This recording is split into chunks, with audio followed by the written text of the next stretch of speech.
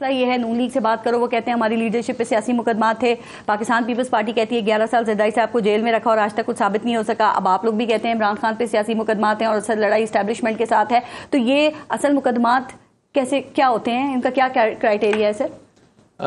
पारस, एक तो बात मैं कर रहा था तो उसमें 9 मई का एक वाकया था, तो मैं आपने कहा कि आप कसूरवार हैं कि नहीं है। 9 मई के ना वाकये को 2 पैराफ्रेज में माफी भी मांगने का कह रहे हैं, वो मैं बताता हूँ। इनको माफी नहीं मांगेंगे, बताते हैं इनको माफी होती क्या है। 9 मई का जो वाकया हुआ, हम उसकी शफाफ तहकीकात चाहते हैं उस दिन की। उसके बाद जो शख्स गुनाहगार है वो अपनी पनिशमेंट ले, जो बेगुनाह है वो अपने घर जाए। अगर आप उसकी क्रेडिबिलिटी पे, उसकी ट्रांसपेरेंसी पे बात करेंगे, मेरे पास वो बताते हुए टाइम जो है लग जाएगा।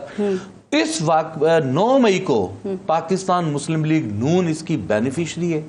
इन्होंने इसमें 9 मई के वाक़े के आड़ में मुकम्मल पॉलिटिकल इंजीनियरिंग की, और 9 मई के बाद जो पाकिस्तान तहरीक इंसाफ के साथ हालात हुए वो किसी से कोई ढके छुपे नहीं। मैं अपना शॉर्ट अपना कमेंट करके इसको यहीं क्लोज कर देता हूँ।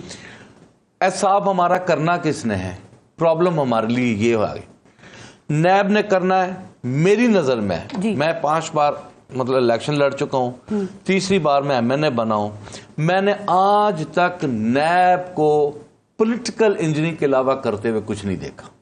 2002 से ऑनवर्ड नून लीग के खिलाफ भी हुई थी पॉलिटिकल इंजीनियरिंग। मैं कह रहा हूं कि अगर देखें हमने संजीदा रवैया अपनाना है तो एक चीज को एडमिट करना होगा। नैब ने अपनी क्रेडिबिलिटी खुद लूज की, ठीक है जी।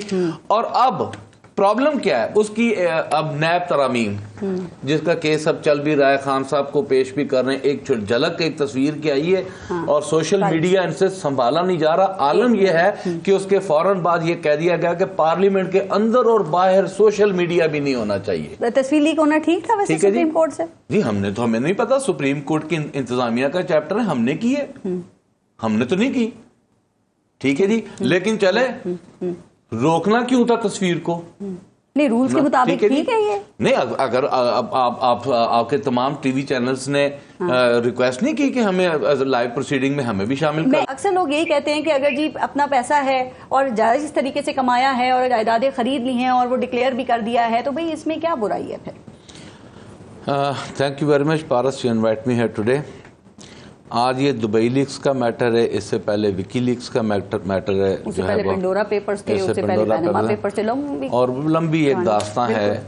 मैं समझता हूँ कि ये सारा जो गैर संजीदा रवैया है ये हम पॉलिटिशियंस का है, और एक अरसा दराज से ये बातें पार्लियामेंट का अब ना पार्लियामेंट समेत हम सब एक्सपोज हो चुके हैं पब्लिक के सामने। ये कोई ढकी छुपी बात नहीं है, और मीडिया की आज़ादी और आपका पेपर मीडिया और लोगों में जो अवेयरनेस है वो क्लियर कट है। हमें किसी को डिफेंस करना, हम यहाँ पर झूठ बोल के जाते हैं बाहर गए हुए, हमें सोशल मीडिया रगड़ के रख देती है।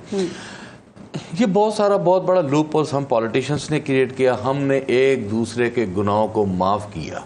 हम लोगों ने एक दूसरे को कहा जी ठीक है, हमने नायब तरामीम भी कर ली, हमने NROs भी साइन कर लिए, हमने रिकन्सिलिएशन भी कर ली, और ये सारा कर करा के और आज फिर हम मुल्क के हालात ये हैं कि आपकी इंडस्ट्री तबाह बर्बाद हो गई। इस मुल्क के हालात से पहले सर मुझे बताएं, आपको इस बात में वजन नहीं लगता? लोग कहते हैं हमने जायज तरीके से पैसा कमाया है, क्योंकि पाकिस्तान तहरीक इंसाफ के लोग भी यही दलील देते रहे। आपके शेर अफजल मरवत है ना, वो अपने अपार्टमेंट के हवाले से यही बात कर रहे हैं। माजी में अलीमा खान साहिबा की जायदादें सामने आई, पता था ना उन्होंने क्या कहा? उन्होंने कहा मैंने सिलाई मशीन से कारोबार करके बनाई है।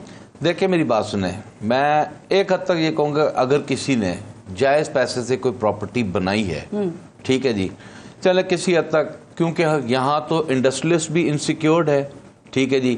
यहाँ पर तो इंडस्ट्रीज यहाँ से मूव करके चली गई। ये तो फिर भी अपार्टमेंट्स हैं, घर हैं, या अपने पैसे हैं, या उस प्रॉपर्टी की मद में इन्वेस्टमेंट किए हुए। यहाँ पर ये देखना है कि ये आज तक मैं समझता हूँ कि पाकिस्तान में एहतसाब नाम की चीज ही नहीं है कि जिन लोगों ने इलीगल पैसा बनाया वो ये नामुमकिन हो गया है। उसकी बुनियाद पार्लियामेंट है, उसका कसूरवार पार्लियामेंट है।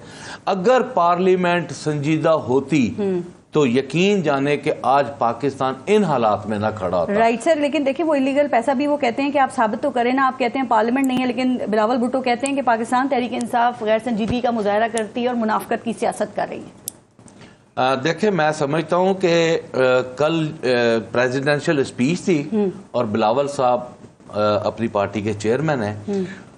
बिलावल साहब, प्रेसिडेंट साहब की ना आप स्पीच उठा के स्टडी कर लें जी, मैं उसमें एक ही पॉइंट पे जो है मैं क्लोजिंग करूंगा कि उन्होंने रिकंसिलिएशंस को का फोकस किया पूरी स्पीच में कि आप रिकंसिलिएशन करें ताकि हम आगे की तरफ बढ़ें। उस तरह का जवाब आपकी तरफ से नहीं आता। लेकिन मेरी बात सुने, जब आप रिकंसिलिएशन करना चाहते हैं आप कोई ना कोई उसको शक्ल बनाते हैं, सूरत बनाते हैं। कोई बिलावल भुट्टो साहब ने कल प्रेसिडेंट साहब की स्पीच को रिजेक्ट करके अपना मौकफ, अपना बयानिया और जिस अंदाज से उन्होंने जो नाजेबा अल्फाज वहां पर अपोजिशन के लिए किए, मैं यकीन जाने के रो रहा है लीडर आपका बाहर निकाल, नहीं, उन्होंने गंदे अंडे तक कह दिया।